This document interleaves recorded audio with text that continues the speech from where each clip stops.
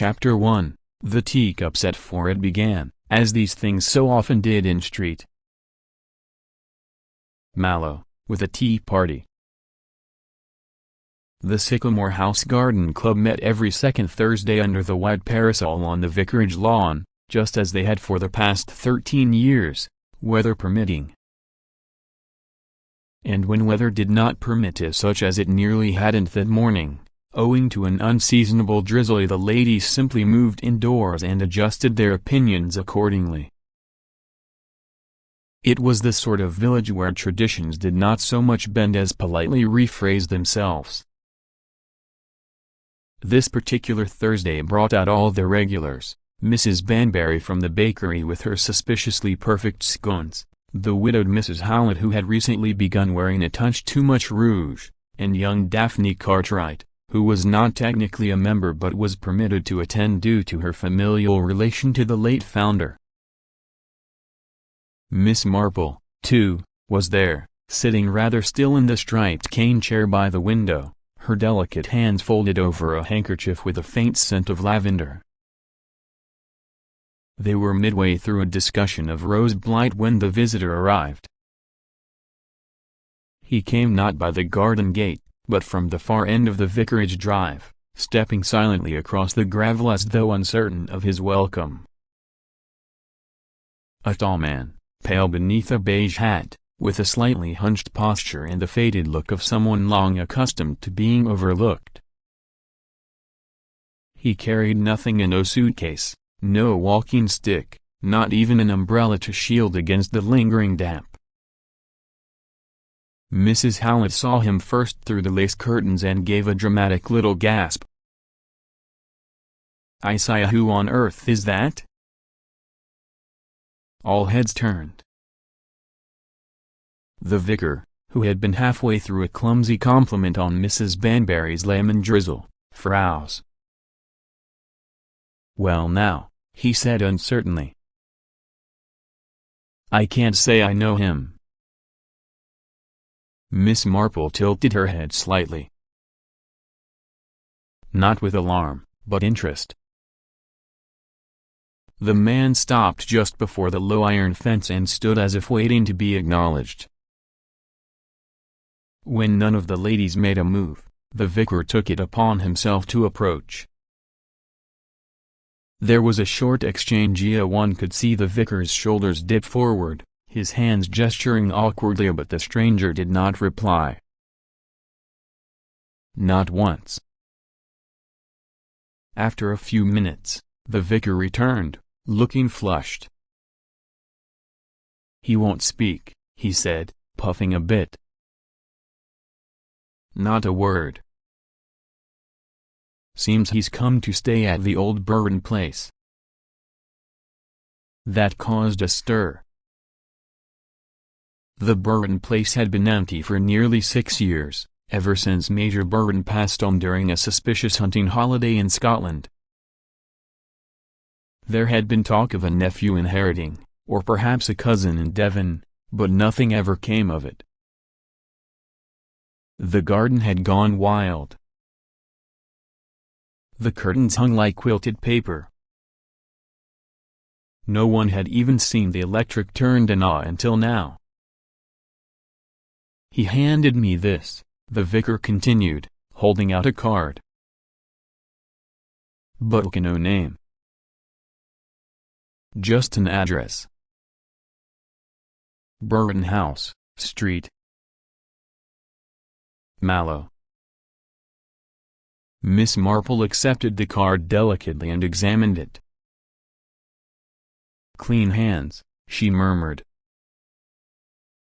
"But very badly bitten nails." "What was that, Miss Marple?" asked Daphne, leaning forward. "Oh, nothing, my dear. Merely an old habit of mania, reading character from fingertips. One can tell a great deal about people by what they choose not to groom." That afternoon, conversation spun like knitting yarn. Speculation abounded. A recluse, An invalid. An escaped prisoner who's had plastic surgery. "Don't be ridiculous, Maureen," sniffed Mrs. Banbury. "Escaped prisoners don't settle in quaint villages and rent old manors." "Perhaps he's an artist," offered Daphne. "Or a writer. They're always eccentric." "No," Miss Marple said quietly, folding the card and slipping it into her handbag. "Writers tend to stare at everything as though they might use it later. This gentleman did not look at us at all." And indeed, the visitor had slipped away as silently as he came, disappearing around the hedgerow without a backward glance. But 2 days later, as the bell of St. Malo told the hour of 6, the peace of the village was shattered. Old Mrs. Crowthorne, deaf as a stone but sharp as vinegar, had gone up the lane to leave eggs at the Burton gate, as she'd done out of habit since 1978. The basket remained on the step, untouched. But through the glass pane in the door, she saw it. A figure lying sideways in the hallway, like a doll flung by a tired child. And next to him, and neatly placed on the hall table, was the same blank card the vicar had been given. Miss Marple, at the time, was in her garden thinning the marigolds. When the news arrived, breathless from young Johnny Miller's bicycle, she only said, "Oh dear." Then she rose with surprising agility for someone her age, removed her gloves, and went inside to fetch her hat. There was work to be done. Not by force, nor by authority, but by observation. By habit. By understanding the small, sad treacheries that human beings commit in rooms they think are private. And somewhere in the center of it all, Miss Marple knew, was a visitor who had never spoken, but whose silence would, inevitably, tell the tale. Chapter 2, A Death Without a Name. The house was cold. That was the first thing Inspector Raymond Crane noticed as he stepped into the front hall of Burton House. Cold, not with the chill of a forgotten draft or the absence of fire, but with something older. A stillness that had been waiting. The figure lay just where old Mrs. Crowthorne said, curled on the floor beside the umbrella stand, one arm tucked oddly beneath the chest, the other stretched toward the table. A man in his late 30s or early 40s, lean to the point of gauntness, his cheeks unshaven and his coat damp from the inside, as though worn too long. No wounds. No blood. No sign of violence. Only that card again. White, unmarked, precise.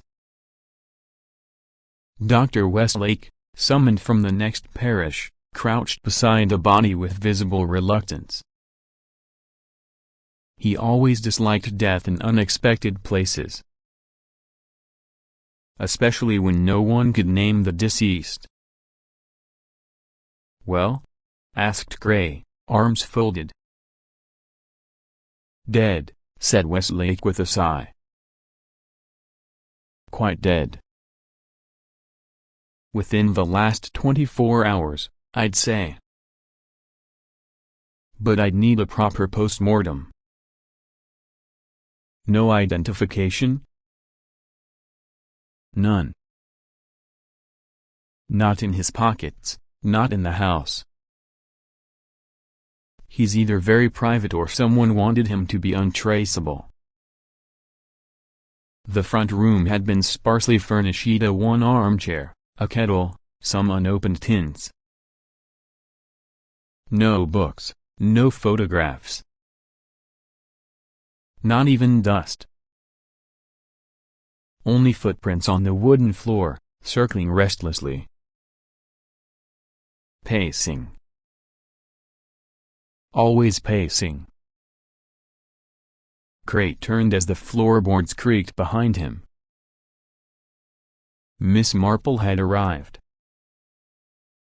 She came alone, her posture upright, her coat a sensible blue wool, and her hat with the little rose pin secured firmly in place. "I do hope I'm not intruding," she said gently. "But I understand there's been a broken barn incident." Cray's expression flickered. "Miss Marple, you do have a knack for being precisely where things go wrong." "Oh, Inspector," she smiled faintly. "In villages like these, it's never a matter of going wrong. Only of coming to light." He allowed her inside. They'd worked around one another before, and though she never once interfered in the official sense, he'd learned to stop underestimating her. She stepped into the hall and looked not at the body, but at the surroundings. The table. The coat still on the hook. The shoes set squarely by the stairs. "Do we know who he is?" she asked. "Not yet." "No identification, no luggage, no visitors seen. Just turned up one day, silent as anything, and now dead. With no sign of what killed him." Miss Marple glanced at the body. Her voice was light, but her eyes were sharp. "No struggle, no trauma?" "None," said Westlake, rising. "If I didn't know better, I'd say he's simply a broken bar stopped. Like a candle blown out." "Perhaps he did," she murmured. Cray frowned. "You think he died of fright?" "No," said Miss Marple, gently brushing her fingers along the edge of the card on the table. "But perhaps he died because someone believed he had no voice to tell a tale. That's a very different thing." They left the body for the coroner and stepped out into the weak afternoon sun. A small crowd had gathered behind the gate to street. Mallow's entire supply of the curious and concerned. Miss Marple, ever polite, nodded to several familiar faces. Daphne Cartwright was there, biting her lip nervously, her cheeks pale beneath the faint trace of rouge. She had a way of appearing wherever tension thickened. "Was it murder?" she whispered as Miss Marple passed. "Not officially," the old woman replied. "But I do find it very odd, don't you, dear, that no one knew him and yet someone let him in." Back in the village proper, gossip bloomed like hydrangeas after rain. The Burton place, long considered unlucky, became the center of every theory and shadow. Some swore the man had been a spy. Others whispered about debts, poison tea, or a ghost that guarded the land. But Miss Marple, rather than speculate, went straight to her drawing room and laid out the facts like threads on embroidery cloth. He had come without announcement. He had not spoken a word, even when approached. He had given a card with no name, only an address no longer in use.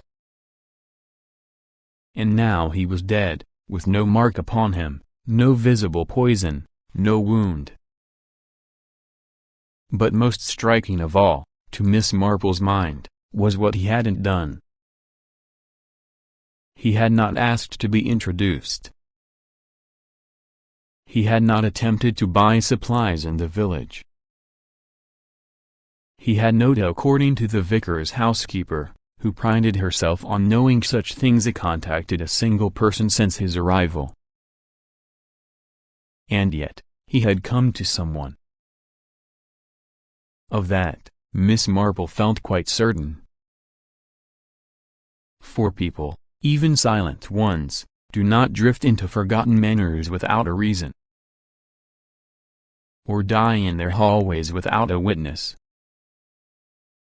She went to the window, the late sun glazing the glass in gold, and looked out at the familiar roofs of Street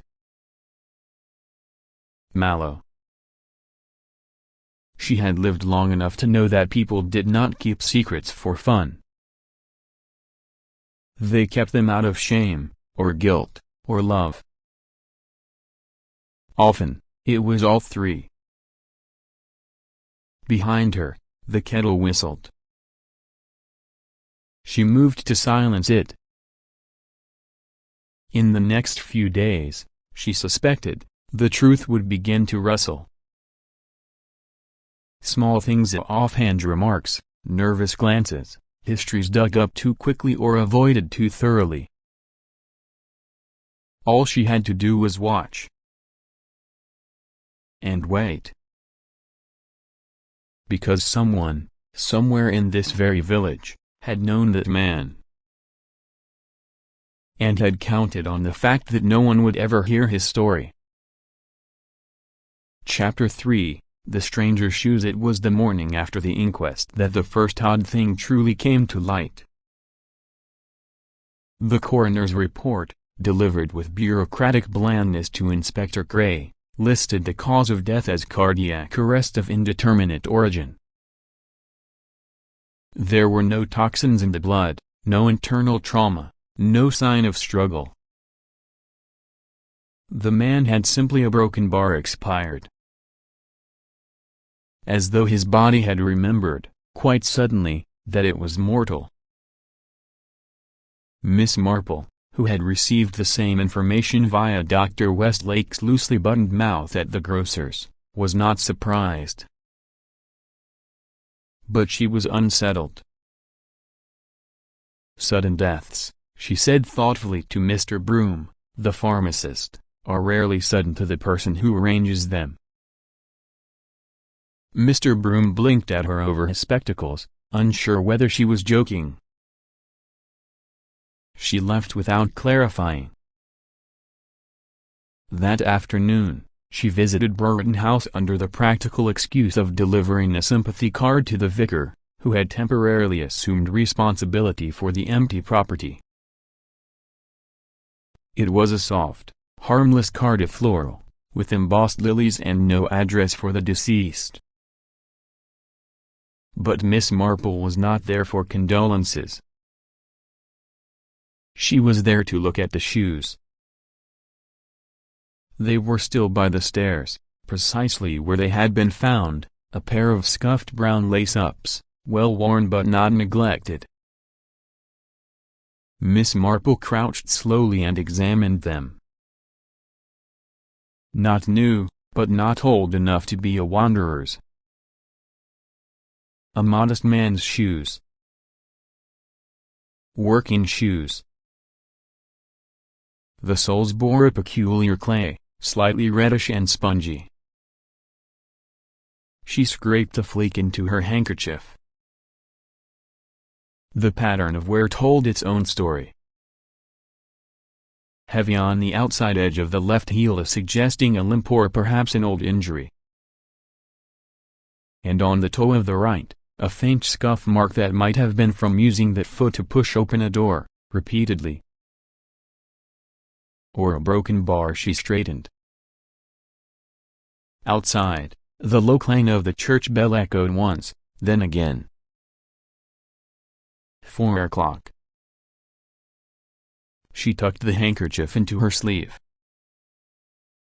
The vicar appeared at the threshold, flustered and holding a tray of tea as though it had been thrust into his hands by someone else entirely.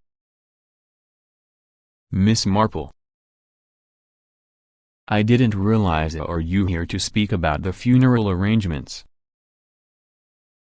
"I believe it may be a bit early for that," she said gently. "After all, we do not yet know his name." The vicar cleared his throat. "Yes. A troubling business. No one's come forward. Not a soul. And the post well, only one letter came this morning, and it was addressed to a Mrs. Winthrop who's been dead since 1961. Miss Marple accepted the cup he offered but did not drink. "May I ask, has anyone attempted to contact the solicitor in Truro?" "I believe Major Burton had dealings there." "I'm not certain. I suppose I should follow that line." "Please do," she said. "And, if I might make one more peculiar request, has anyone thought to speak with Mr. Ellison, the cobbler?" The vicar blinked. "The cobbler?" "Yes. It occurs to me that in a town like ours, even a silent visitor must wear shoes made somewhere. And if they weren't made here, then perhaps they were mended here." The vicar, thoroughly flummoxed, promised he would ask. Later that evening, Miss Marple walked to the edge of the village where Mr. Ellison kept his shop. The cobbler, a man in his 70s with fingers like tree roots and eyes perpetually squinting through the fog of shoe polish, greeted her with a nod and a marple. "Good evening, Mr. Ellison," she said brightly. "I don't suppose you've had any unfamiliar customers this past fortnight?" "Someone with an odd gait, perhaps?" He grunted. "One." She raised her eyebrows. "Oh?" "Week before last. Tall fellow. Didn't say a word. Just set the shoes on the counter and pointed at the sole." Miss Marple leaned forward slightly. "Brown lace-ups?" "Exactly. One had a loose welt. Other needed new laces." I tried to make small talk, but he wouldn't even nod. Strange thing was he paid an exact coin. 4 shillings and 10 pence. Not a halfpenny more. Did he return? Not after that. She paused, thoughtful. You wouldn't happen to still have the old sole you replaced? Mr. Ellison grunted again and disappeared into the back. After several minutes of muttering and banging, he returned with a small paper-wrapped bundle. She opened it carefully. Inside was a worn rubber sole with an imprint in reverse. Something that might have once read Kilburn Sunday property of before being worn to ambiguity. "May I borrow this for a day or two?" she asked, already slipping it into her handbag. Mr. Ellison looked at her askance but did not argue. "If it helps." "It may," she said. "And if it doesn't, at least it won't hurt." By the time she reached home, the lamplighter had made his second round. The village felt quiet in the charged, expectant way it always did when a secret was about to fail at keeping itself. She sat in her armchair, lit the fire, and opened her notebook. There were still no names. No letters. No family. But now there was a shoemaker, a clay type, and a habit of pain and precise coinage. Details. And details, in Miss Marple's experience, had a way of refusing to stay buried. She circled the word Kilburn. It had never occurred to her that the visitor might not be from Street Mallow. But it did, quite suddenly, occur to her that someone in Street Mallow had known that already and had chosen to say nothing. Chapter 4, The Coin with No Change. The morning mist hung low over Street Mallow like an unfinished sentence. The postman, a boy too young to remember the war and too old to still be riding a bicycle with a rusted bell, delivered the day's letters with mechanical cheer. But there was one house he passed a little faster now, a Burton house, where the curtains remained drawn and the front gate sagged just enough to squeal when it opened. Miss Marple received no letters that day, which suited her just fine. She was preparing to make a visit. By 11 o'clock, she had made her way to the general store under the pretense of needing more cinnamon. In truth, she was looking for Mrs. Patchley, who managed the till and knew the change in every villager's purse like the back of her own hand. The bell over the door jingled softly as Miss Marple entered. Mrs. Patchley looked up, her hair pinned in a hasty bun and her sleeves dusted with flour. Miss Marple. Come for your usual? In part, she smiled. And also, I wonder at a broken bar, have you had any unusual transactions lately? Perhaps someone paying in exact coinage? 4 shillings and 10pence, say? Mrs. Patchley squinted. Can't say that I have, not exactly. Why? Oh, idle curiosity, Miss Marple said lightly. I heard the gentleman who rented Burton House paid a cobbler in precise coin and thought it rather particular. People are rarely so exact.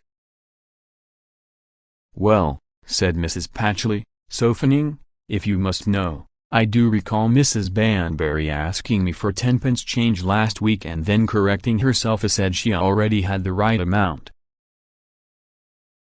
Gave me 4 and 10, just like that. Miss Marple's fingers paused ever so slightly on the counter. Mrs. Banbury? Are you quite certain? Clear as my spectacles. It struck me because she's usually the type to ask for her halfpenny sweets, no matter how long the queue. Miss Marple left with her cinnamon and her curiosity piqued. Mrs. Banbury, widow of the late baker Mr. Clarence Banbury, had been a fixture in the village for nearly 30 years.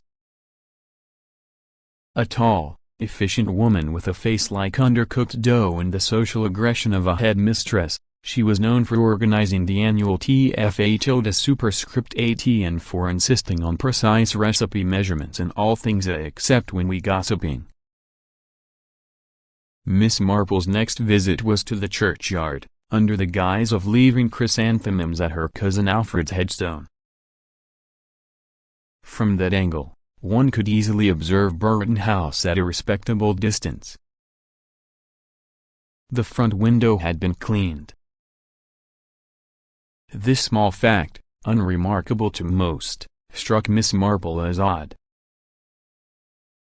For why would a temporary lodger clean a window, particularly one he would never again look through? She made her way home, where she found the vicar's housekeeper waiting with a note. "It's from Inspector Gray," the woman said with a grimace. "He's asking if you'd stop by the station this afternoon. Says it's not official, but you'll know what it means." Miss Marple smiled politely and tucked the note into her sleeve. She knew exactly what it meant. The police station in Street.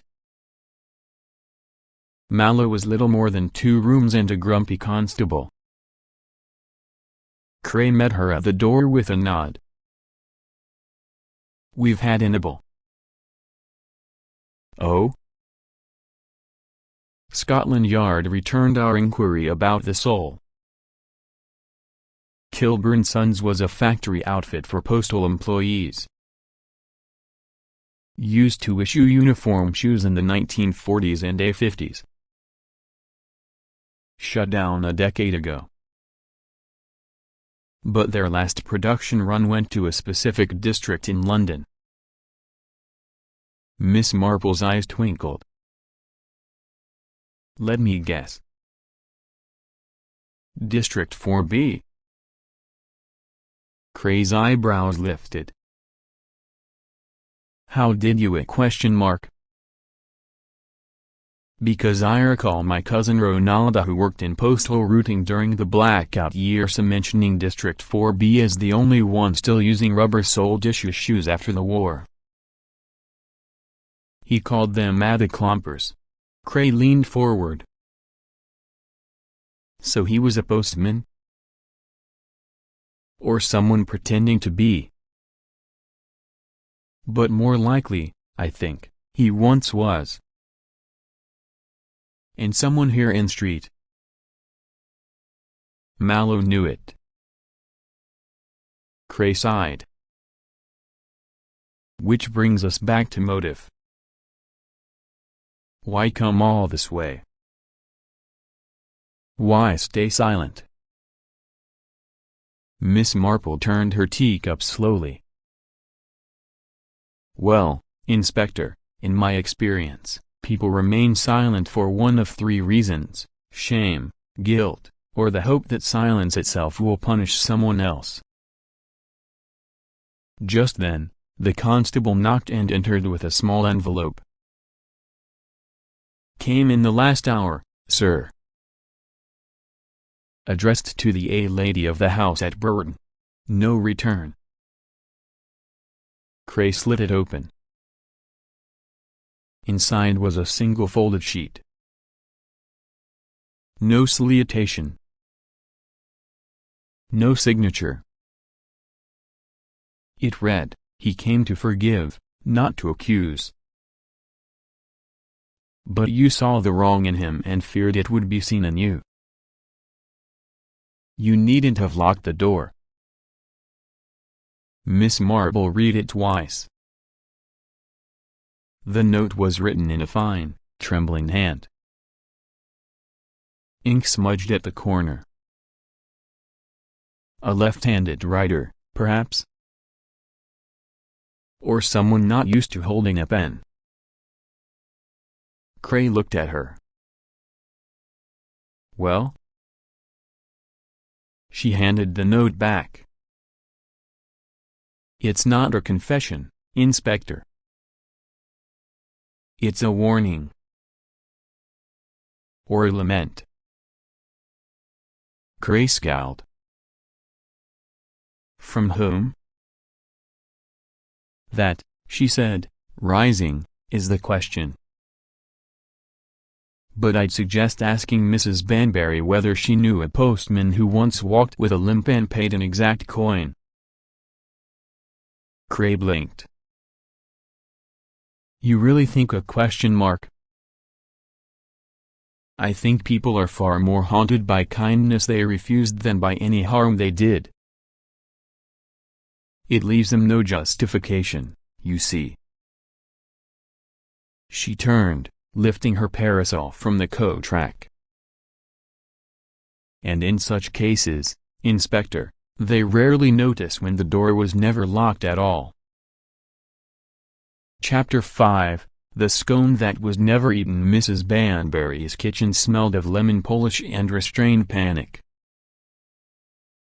It was one of those village kitchens arranged with such aggressive neatness that it made the air feel tight.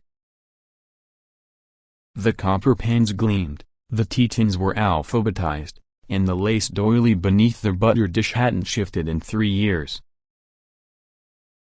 But something in the atmosphere was brittly like a mirror that had been mended one too many times. "I don't know what you expect me to say, Miss Marple," said Mrs. Banbury, her hands resting flat on the counter. "I didn't know the man." Miss Marple, who sat comfortably at the kitchen table with her gloves in her lap, merely smiled. "Of course. And I'm not suggesting you did. But he did come into the village, and you were the only one who paid 4 shillings and 10 pence to Mrs. Patchley last week.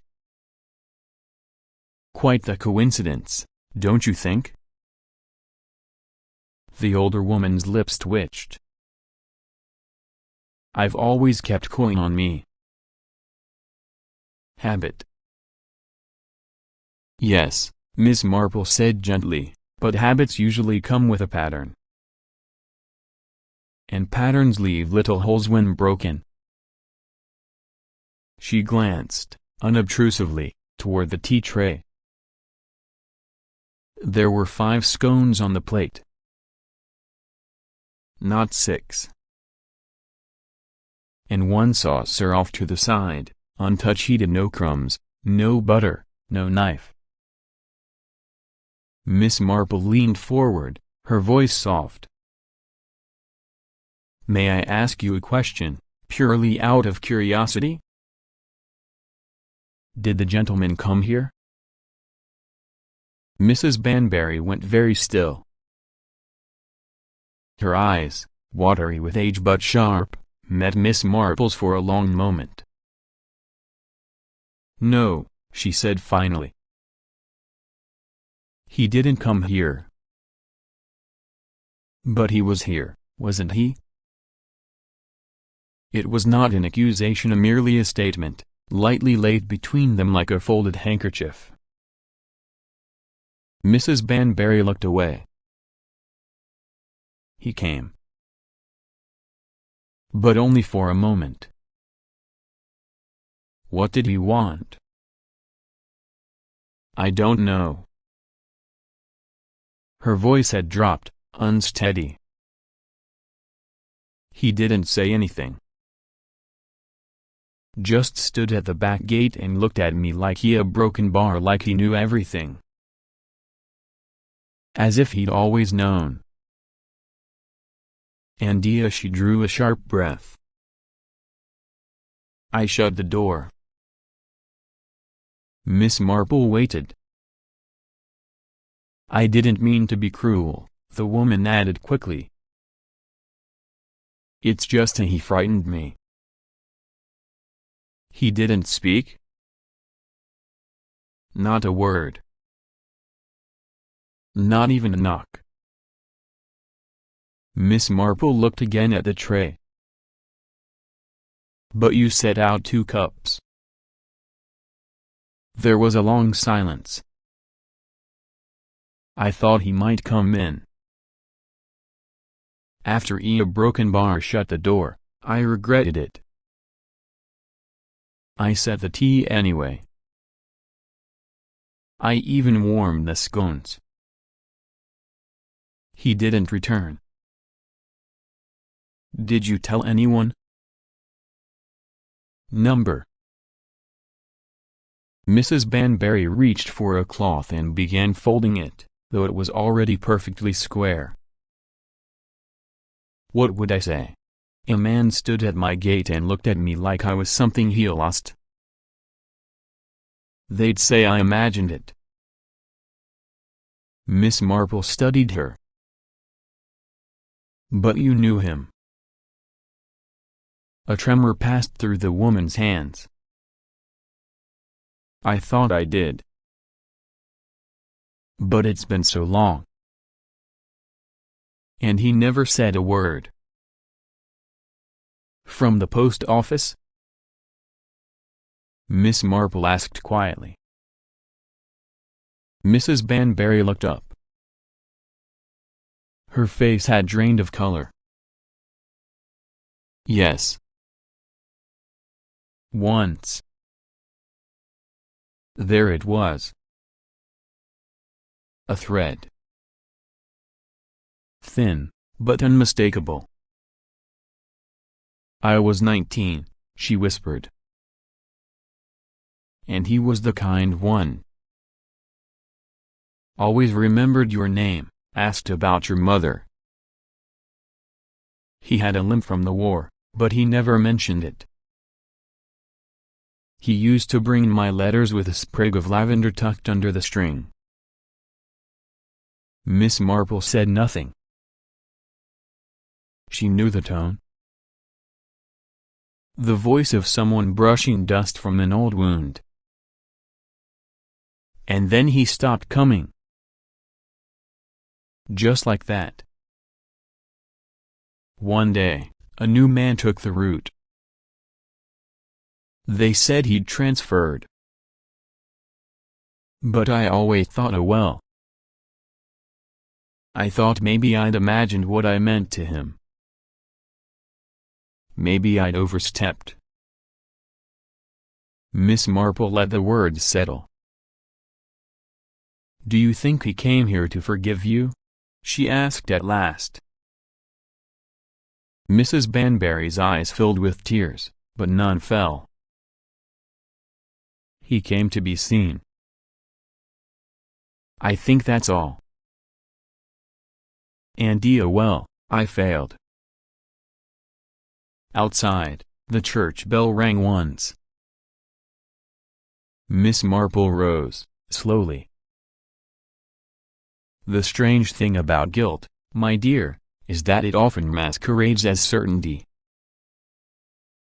We become convinced we've done something unforgivable, even when the other party only ever hoped we'd remember them kindly." Mrs. Banbury nodded without speaking. As Miss Marple made her way back down the lane, she passed the greengrocer, the butcher's van, and a group of schoolboys tossing pebbles at a tin sign. Life in Street. Mallow continued, as it always did, wrapping itself tightly around silence.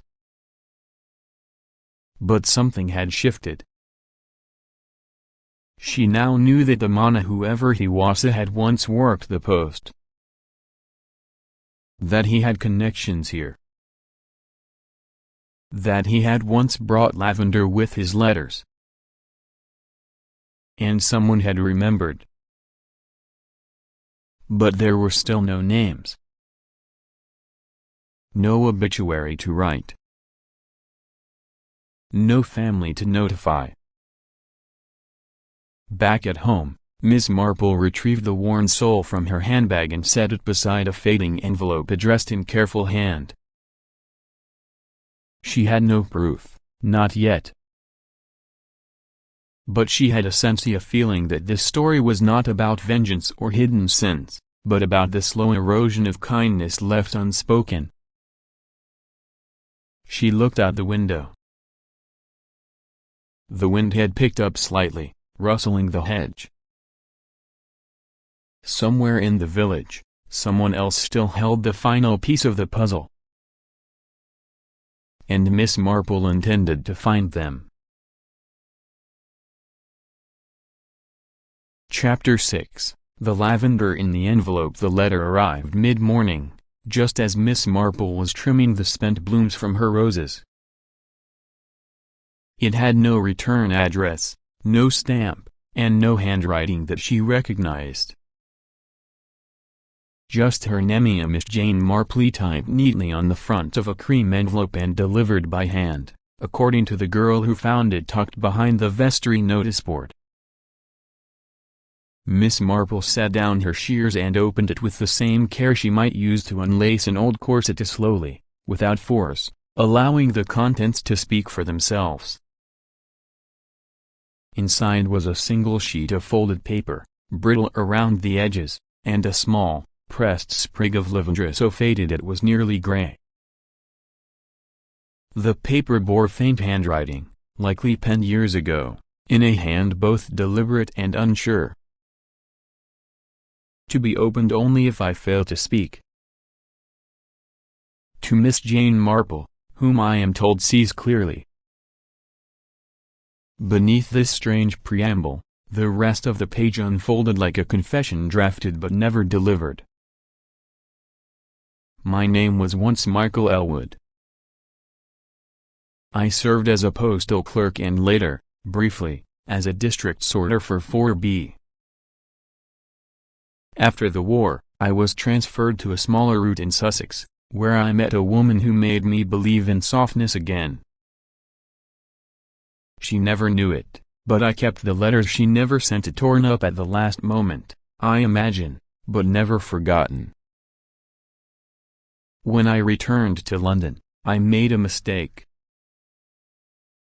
I uncovered a discrepancy in the distribution of postal pensions to someone above me, falsifying records, denying benefits to men whose legs never grew back and wives who waited in vain. I reported it. What followed was not punishment, exactly. Just erasure. My name was taken off the rolls. I was asked to resign. There was no scandal, only silence. And then I was no one. I stayed that way until last month, when I received a letter. It said only this: she remembers you. She still sets out tea at 4. There was no signature, no return. I came to see if it was true. I came to forgive her, though she'd done nothing wrong. I wanted to speak, but found I no longer knew how to begin. There was no signature at the bottom, only a shaky line where one might have gone. Miss Marple read it twice. Once as a detective. Then again as a woman who had known the ache of years, the damage done not by cruelty but by unspoken hopes. She set the letter down beside the sole from Mr. Ellison's shop and looked out the window. Rain had begun to thread through the hedgerow, whispering against the glass like a distant memory. A name. Finally. Michael Elwood. She pulled the village directory from the shelf, not that she expected him to appear in it, but because, very occasionally, absence can speak louder than presence. Indeed, there were no Elwoods listed. Nor had there been in the last 10 years. But she did find something in the church archives that afternoon, while ostensibly organizing the flower rota. In the 1953 parish roll tucked behind a list of donors for the new stained glass window was a handwritten notation: new deliveryman for District Post, Elwood, Michael. Temporary assignment pending review. No further entries. No departure logged. Just that single, orphaned mention. Miss Marple closed the book and stood for a long moment in the quiet hush of the chapel. Outside, the wind had shifted.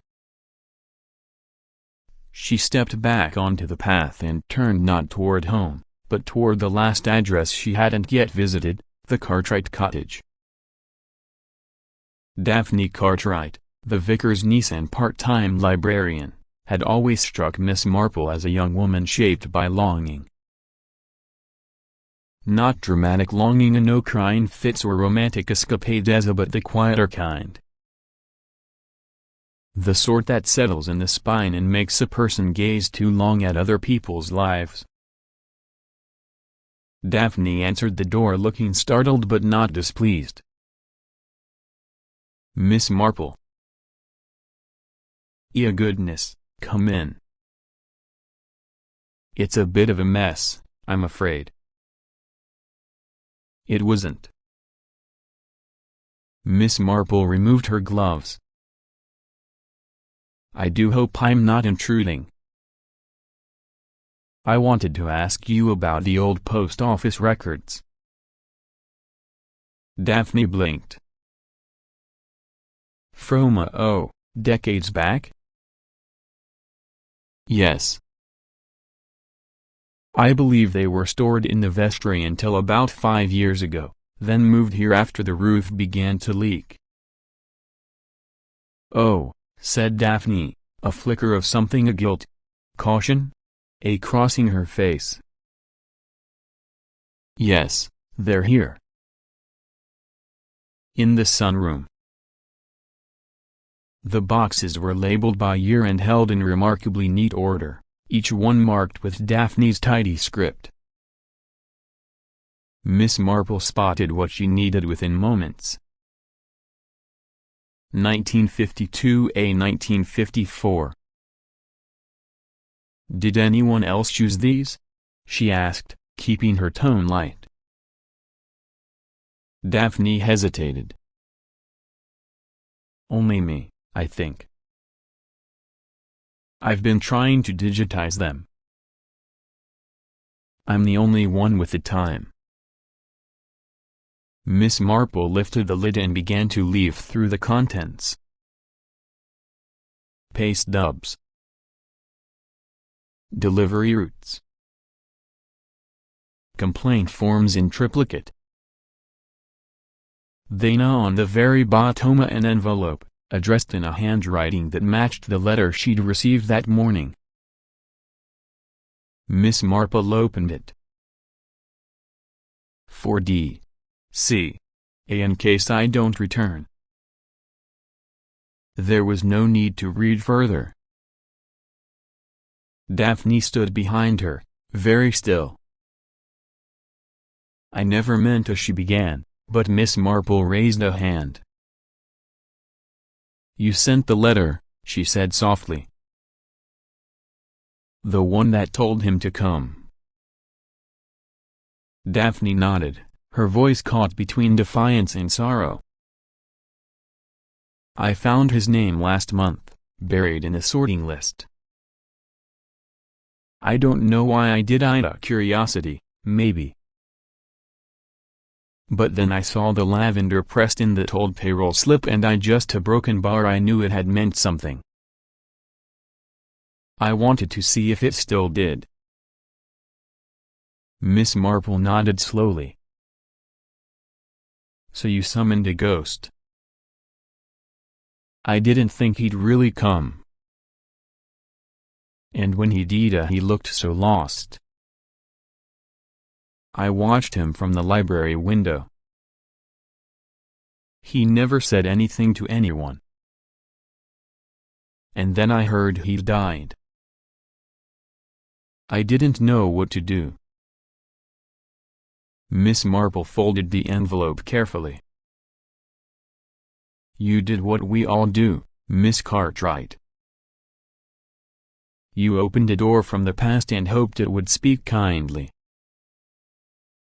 Outside, the wind had picked up. But inside, the silence had shifted to less like hiding, more like rest. There were only a few threads left now. But Miss Marple already felt the pattern forming. Chapter 7, The Woman in the Photograph. It was raining when Miss Marple left the Cartwright cottage. Not the brisk sort of English rain that swept in with bluster and left quickly, but the slow, resigned drizzle that soaked one's collar before one noticed. She did not hurry. The weather, like the truth, would do what it pleased. and Miss Marple now felt the weight of a story beginning to settle into its final posture. Michael Elwood had been a man erased not by scandal or shame, but by a kind of gentle bureaucratic cruelty. And yet, in Street Mallow, his trace had lingered. In lavender. In silence. In the way someone could stand at a gate and be mistaken for memory itself. Back at home, she made herself a modest tea and laid out everything she had collected. The letter. The worn sole. The payroll slip from the post records. Daphne Cartwright's confession. Each piece belonged not just to a mystery, but to a life. But there was still one more thing troubling here, something unfinished, half-seen. A thread she had touched weeks ago but failed to recognize. She rose and opened the side drawer in her writing desk.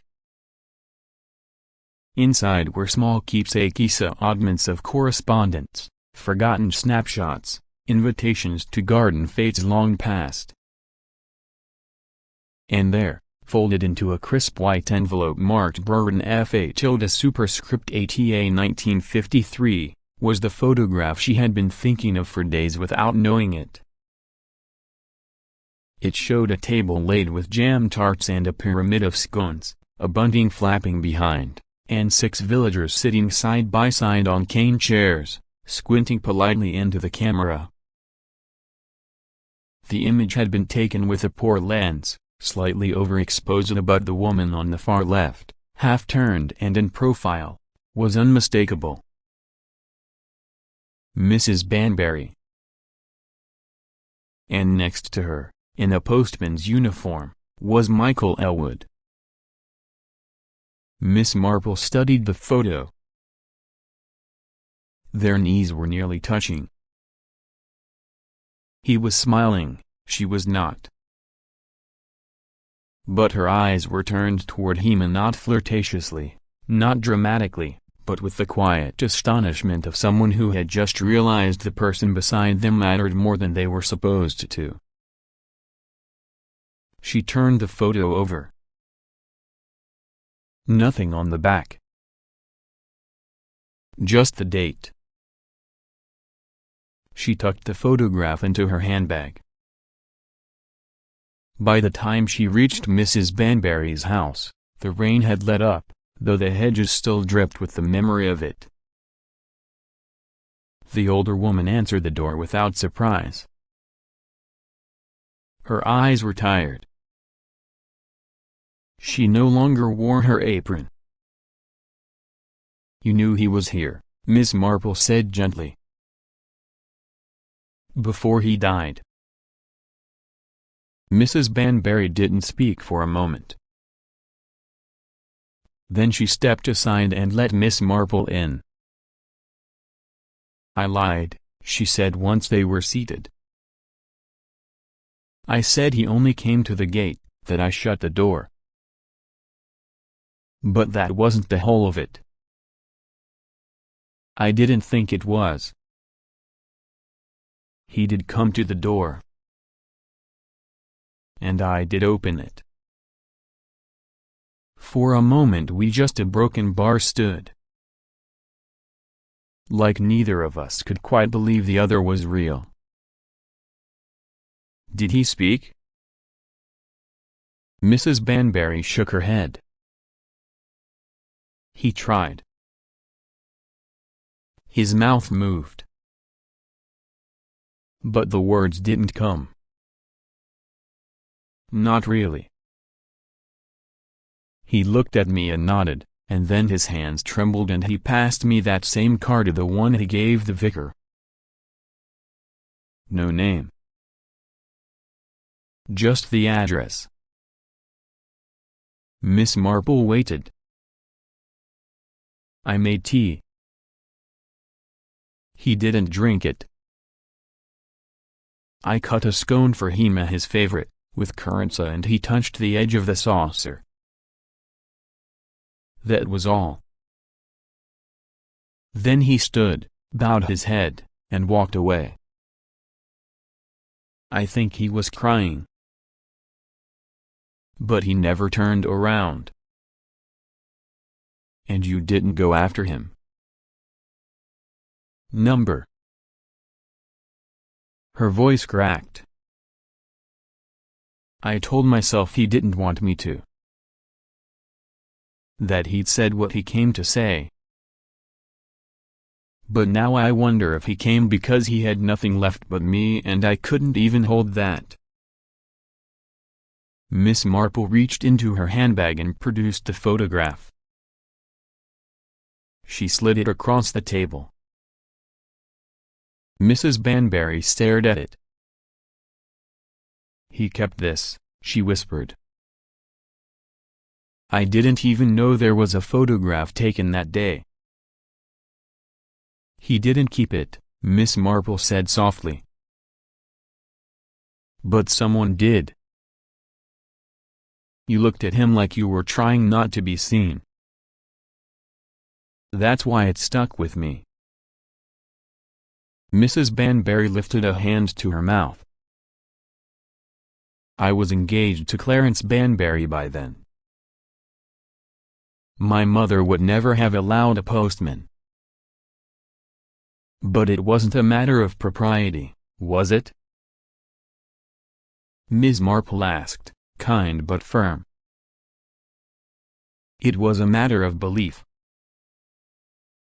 You didn't believe he would stay. So you let him leave before he could disappoint you? I thought I was protecting myself, she said, bitterly. But I was only hiding. Miss Marple folded her hands. He died without blame. The coroner called it the heart weariness, perhaps. Perhaps a culmination of too many years spent unspeaking. But he did not die bitter. And that's where somehow, Mrs. Banbury whispered. That he forgave me. There was nothing more to be said. Miss Marple stood. I think you should keep the photograph. Not for penance. For memory. Mrs. Banbury nodded, blinking back tears. I won't forget again. As Miss Marple stepped back into the afternoon air, she realized she wasn't cold, despite the damp. Michael Elwood had come not for justice, nor vengeance. Only to place his presence back in the world if only for a moment so that someone would remember him as he was, not as he was made to be forgotten. And slowly, gently, the village had begun to remember. But Miss Marple knew there remained one piece out of place. One whisper left unheard. Someone, somewhere, had known of his arrival. Someone had sent the note that hinted at guilt. And they were still hiding. Chapter 8, The Glove on the Vestry Floor. The vestry of Street Mallow's church was rarely locked. It was a room of half-finished tasks and postponed intentions, old hymnals stacked for repair, a broken umbrella stand waiting to be mended, flower vases that hadn't seen use since Lent. And yet it had always held a peculiar charm, the quiet scent of wood polish, the faint incense that lingered in the dust, the creak of old boards beneath careful steps. Miss Marple stood just inside the doorway now, scanning the floor with the kind of patience that had served her well for 70 years. The light through the stained glass window cast a fractured rainbow across the benches, illuminating a small shape near the cupboard. A glove. It was a man's glove, black leather, soft at the seams but well maintained. Not dusty.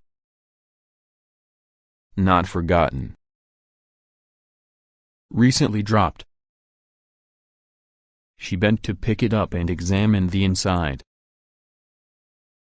A label stitched just below the cuff, Morris Ween, Clerkenwell. London made. Expensive, but not flashy. And just inside the thumb seam, a faint smudge of ink. Blue-black. Fountain pen. Miss Marple didn't smile, exactly. But her expression sharpened, the way a painter narrows their gaze before the final stroke. She'd come here for another reason altogether, to follow up on a request to the vicar about the old offertory logs. But she'd learned long ago that one rarely finds answers where one expects them. A door creaked behind her. "Oh, Miss Marple," came the vicar's startled voice. "You gave me a fright." "I do apologize." "I was just admiring the sunshine," she said lightly, still holding the glove. "And perhaps a broken bar, hoping to locate its owner." The vicar squinted. "That doesn't look familiar." "No?" she asked, and turned it slightly. "Found near the cupboard." "I suppose anyone might have dropped it, though it's a rather fine make for street." "Mallow, don't you think?" He peered closer. "Certainly not mine." "Perhaps Dr. Westlake's? Or that inspector from Truro, what's his name?" Miss Marple gently shook her head. "I suspect not." "May I ask who had access to the vestry this week?"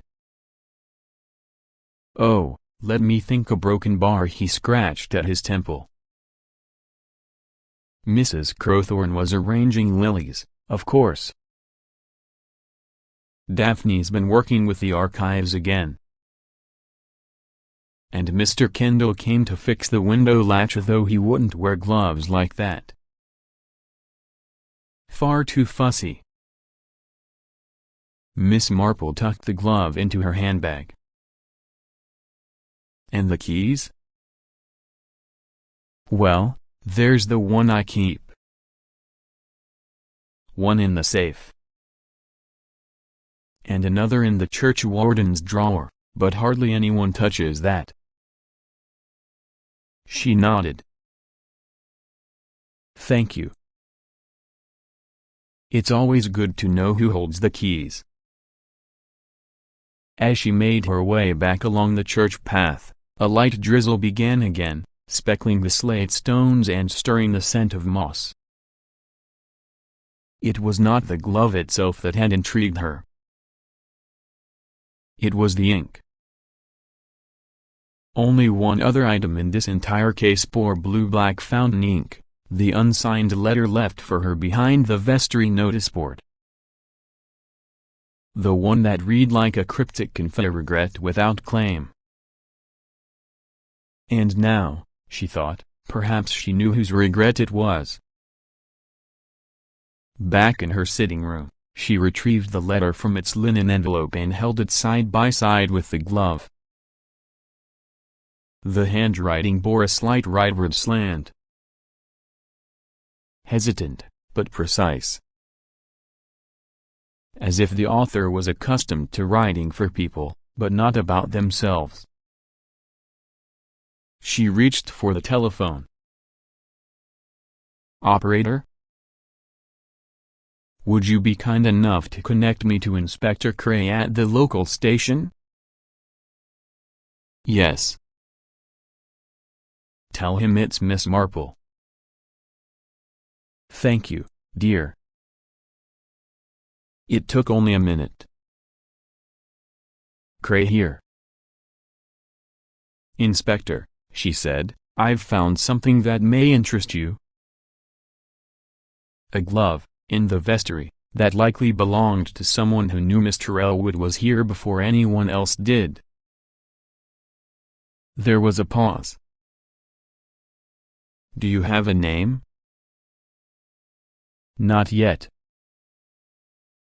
But I have a place to look. And I believe it's time we paid a visit to the churchwarden." "Mr. Philip Kendrick, the churchwarden of Street Mallow, was not a man easily surprised. A retired civil servant of the old school, he had a precise mustache, a voice like a cracked bell, and a fondness for rhodas. He kept the offertory books balanced to the penny and wore the same brown wool suit to every Sunday service, no matter the weather. When Miss Marple and Inspector Cray arrived at his cottage, immodest, neat, and perched at the edge of the wood, so he answered the door in slippers and a cardigan, blinking as though woken from a nap he'd never admit to having. "Miss Marple." "Inspector."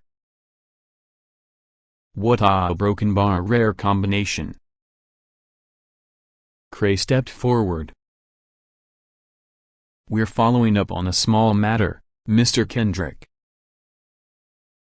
We're hoping to ask you about access to the vestry earlier this week." Kendrick's eyes shifted. "Yes, well, I believe I did stop by on Tuesday.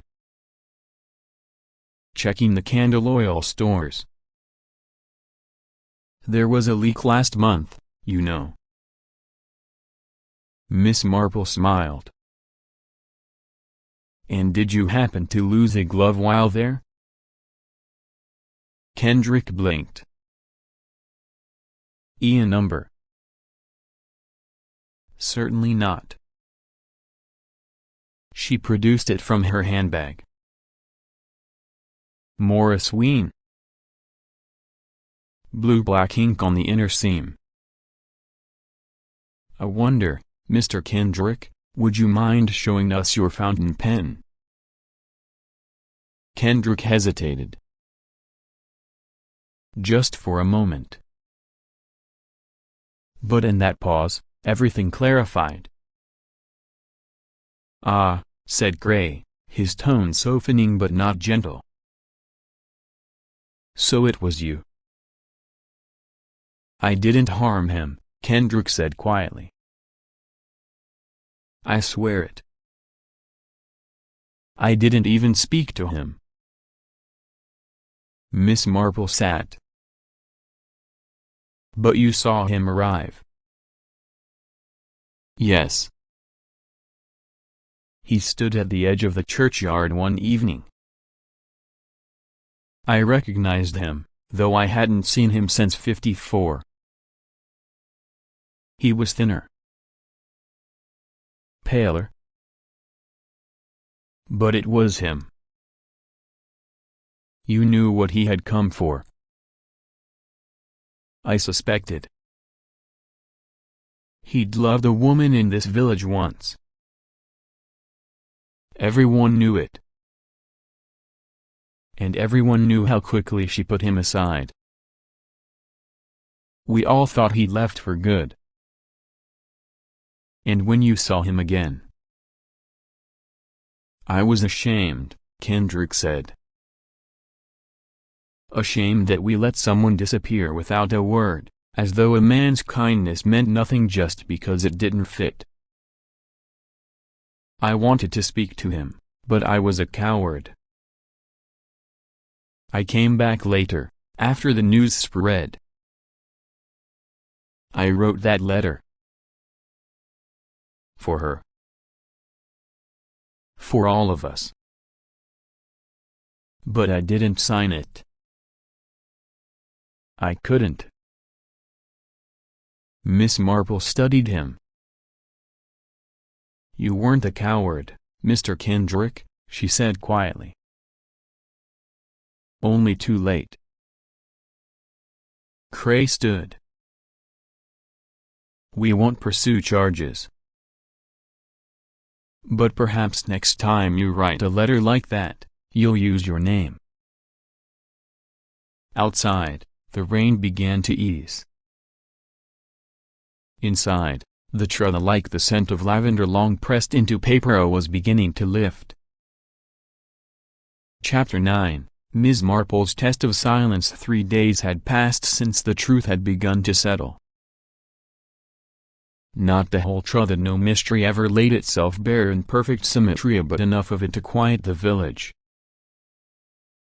The death of Michael Elwood, once the subject of breathless speculation, had now become something gentler,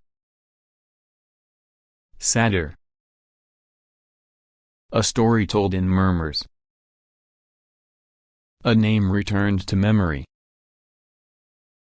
And yet Miss Marple was not satisfied. There remained, in her estimation, something unresolved, not in the facts of the case, but in its temperature. A cold spot, still lingering. An absence too pointed to be natural. For all the emotion surrounding Michael Elwood's final days, no one had yet asked why now. Why, after decades, had he truly returned? And more curiously, who knew he would? That morning, Miss Marple walked to the edge of the village where the Cartwright home backed onto the wooded rise. She was not there for Daphne. She was there for the girl who'd found the letter.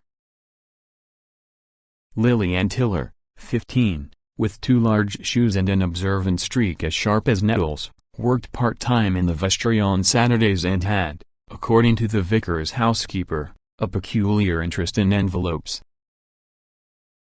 Miss Marple had once caught her folding hymnals into little paper swans during a particularly dull sermon. Lily Ann met her at the gate, suspicious but curious. "You're here for the letter, aren't you?" Miss Marple didn't pretend otherwise. "Yes, dear." "And for the shoes?" Lily's brow furrowed. "My shoes?" "You found the letter because you knew it was there. You said it was tucked behind the notice board, but that notice board is nailed to the brick. One must get down rather low to see anything behind it." "Which means you weren't looking, you were watching." "Likely for several days." The girl flushed but didn't deny it. Miss Marple's tone was kind. "You saw someone place the letter." "Yeah, I didn't mean to," Lily said quickly. "I was dusting the organ rail and I saw someone come in. I stayed quiet. I thought it was just the vicar. But it was Mr. Kendrick." He looked over his shoulder, then slipped the letter behind the board. "You told no one?" "I wasn't sure what it meant. But I remembered his gloves." "Of course you did," Miss Marple said with a smile. "You're clever." The girl's chest puffed just slightly, pride flickering behind the nervousness. "One more thing," Ms. Marple added. "Do you recall seeing Mr. Elwood in the village before anyone else?" The girl nodded. "I saw him twice. Once by the pond. Once just standing near the library window. He looked a broken bar lost." "Did he speak to you?" "Number." but he smiled. That afternoon, Miss Marple returned to the library, where Daphne Cartwright had resumed cataloging the church records as though nothing had happened. The rain had stopped and the air smelled of green things pushing through the soil. The sun had returned with a kind of slow forgiveness. "Miss Cartwright," she began, "do you remember the first time you saw him?" Daphne looked up, startled. "Yeah, broken bar, I told you." "Through the library window." "He didn't see me." "You're sure of that?" A pause. Daphne set down her pen. "Number?" "I'm not." "I ask," Miss Marple said gently, "because I believe he came here before he went to the vicar, before the cobbler, before Mrs. Banbury's garden. I believe he came to you." "And I believe he spoke." Daphne turned pale. "He asked if she remembered him," she whispered. "That's all." Miss Marple waited. "He came in so quietly. I was alone filing the archival slips. He stood at the doorway like a ghost and then he spoke. Just that one sentence. And I didn't know what to say. I didn't even ask his name. I just nodded." "He left after that?" "Number?" "He sat for almost an hour. He looked out the window. Said nothing more. I made him tea, but he didn't drink it. And when he left, I wrote to you." Miss Marple's eyes narrowed slightly. "You sent the letter?" "No," Daphne said. "But I sent a message." Miss Marple waited. "There's a man," Daphne whispered. "In the next village over. He once wrote for the Sussex Gazette. I asked him to write something anonymous. I said, please, make it gentle. Let her know he forgives her, but make sure no one knows it came from me. I didn't trust myself not to say too much." "And so the note was born," Miss Marple murmured. "From you, through him, and left by someone else." A chain of voices, none willing to speak directly. Daphne nodded, her eyes glassy. "I didn't want to hurt her. I thought I was doing a kindness." Miss Marple stood slowly. "And perhaps you were. But kindness delayed is often mistaken for cowardice." As she walked home, Miss Marple felt the story settle not as a perfect pattern, but as a well-worn one. The kind that only made sense when you stepped back and viewed it whole.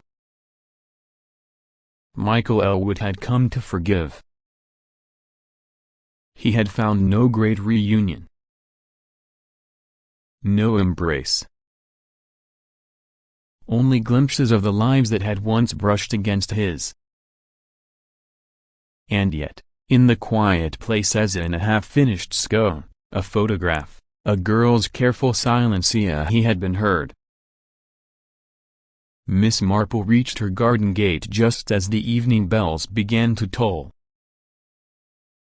She paused, glancing at the sky. "Sometimes," she murmured, "the greatest mystery isn't who killed but who remembered." Chapter 10, The Visitor Who Never Spoke. The funeral was held on a quiet Thursday, under a sky the color of wet slate. Street. Mallow's modest cemetery, with its uneven headstones and windswept yews, had not seen such attendance in years. There was no family, no official mourner. But somehow the benches were full. Mrs. Banbury sat in the second row, her hands clenched in her lap. She wore a brooch shaped like a tiny envelope, one Miss Marple recognized from a charity sale decades ago. Daphne Cartwright stood near the church doors, her eyes downcast but dry. Mr. Kendrick had arrived early and left a small sprig of lavender at the base of the grave before anyone else could see. Lily Antiller watched from a respectful distance, her shoes properly polished. And Miss Marple? She sat alone, near the back, her hat tipped forward against the wind, listening carefully not to the vicar's prayers, but to the silences between them. The name on the temporary marker read, Michael Elwood. He remembered. Not beloved postman. Not forgotten soul. Just that. It was Miss Marple's suggestion, and no one had argued. Afterwards, the village returned to its usual rhythm. Gossip, softened by morning, turned to weather and roses and the sudden price of tinned salmon. But a current lingered beneath it all, unspoken but felt. Miss Marple was not one to intrude upon grief. But she was one to complete a story. So, 3 days later, she invited Mrs. Banbury for tea. The older woman came, dressed plainly, without pretense. She did not ask questions as Miss Marple poured the tea and set out the scone as a two, perfectly halved. "I've been thinking," Miss Marple said after a time, "about what it means to be forgotten." Mrs. Banbury said nothing. "It's not the forgetting itself that wounds," Miss Marple continued. "It's the effort made to erase. The small choices. The looking away. Still, silence." "He wasn't trying to make us remember his tragedy," she said gently. "He wanted us to remember his presence. To know that he'd once mattered. That a man could bring lavender with the post and still vanish without remark." Finally, Mrs. Banbury spoke. "I kept one letter," she said quietly. "He wrote it just after he left. I found it at the back of my sewing drawer last week. It was never opened." Miss Marple blinked. "May I?" The letter was faded, the envelope brittle with age. It bore a postmark from 1954. The handwriting, even then, was unmistakable. Mrs. Banbury opened it slowly, with hands that trembled despite her composure. Inside, the note was short. "I wasn't brave. I didn't stay. I let them silence me, but I didn't forget you. You made the mornings lighter. I hope your garden blooms forever. Signed, M.E." They read it once in silence. "I thought," Mrs. Banbury whispered, "that he left me out of fear. But he'd only been afraid of the world. Miss Marple nodded. As so many are. Later that evening, Miss Marple sat alone with her notebook, where she often recorded details of small events. An overheard remark, a strange habit, a faded footprint no one noticed. But this time, she did not write anything. There was no deduction left to make. No murderer to name. No trap to set. The case of Michael Elwood had not been a puzzle of crime, but of conscience. He had returned to a village that once pretended not to know him. He had walked through its lanes, stood at its gates, drank no tea, spoke no accusations. And yet he had said more with his silence than most do with speeches.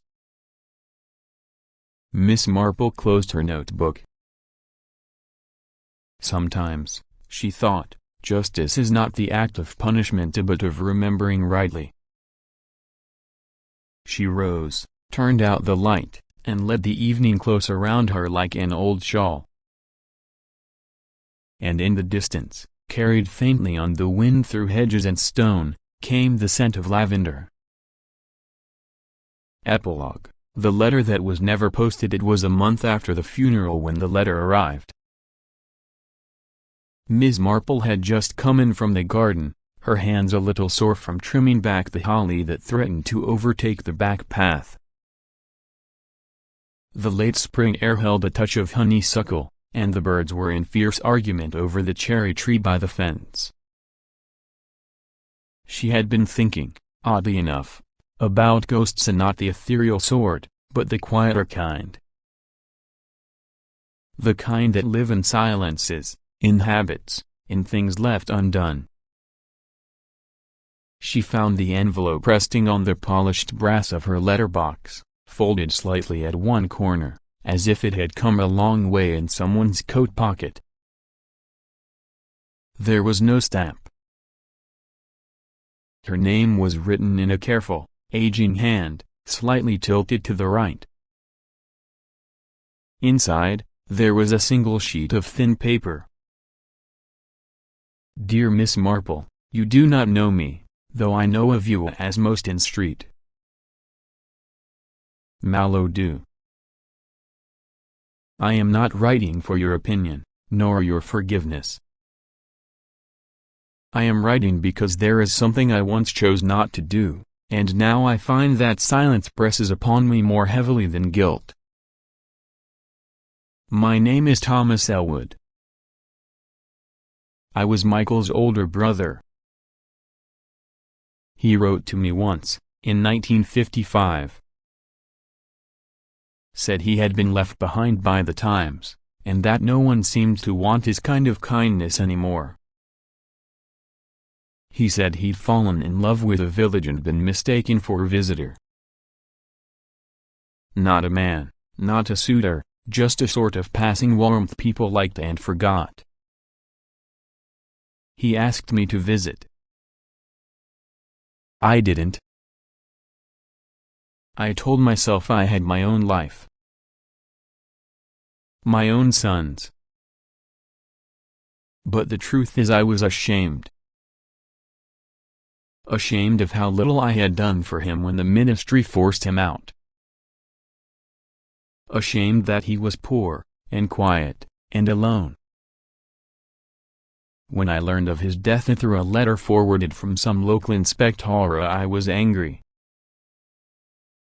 Not at anyone in particular. Just angry. It took me days to open the envelope they sent with his effects. It was small. Pathetic, really. One glove. A few coins. A pressed flower. And one letter. Unsent. I'm enclosing it here. Miss Marple turned the page and carefully unfolded the second letter. The ink had faded slightly, but the handwriting remained elegant and deliberate, the sort of script people no longer bothered to teach. It was addressed to Mrs. Alice Banbury. Alice, I don't know what made me come back. Or perhaps I do, but I'm afraid to admit it. I wanted to know if the years had changed you or if they had only changed me. I always thought I'd find the courage to speak again, but the longer I kept quiet, the heavier the silence became. You used to leave your garden gate open at noon. I remember that. You said it was to let the air through, but I always liked to believe it was also for me. I'd deliver your letters and sometimes find lavender tucked behind the hinge. Maybe it was coincidence. Maybe not. I never blamed you for turning away. You did what the world told you to do. But I hoped childishly, I suppose that memory might have softened you. That you might remember the sound of my step, even after all these years. When I saw you again at the gate, I thought, she's not changed. But you had. We both had. You stood taller, straighter, but there was still that flicker behind your eyes. The one that said, I see you.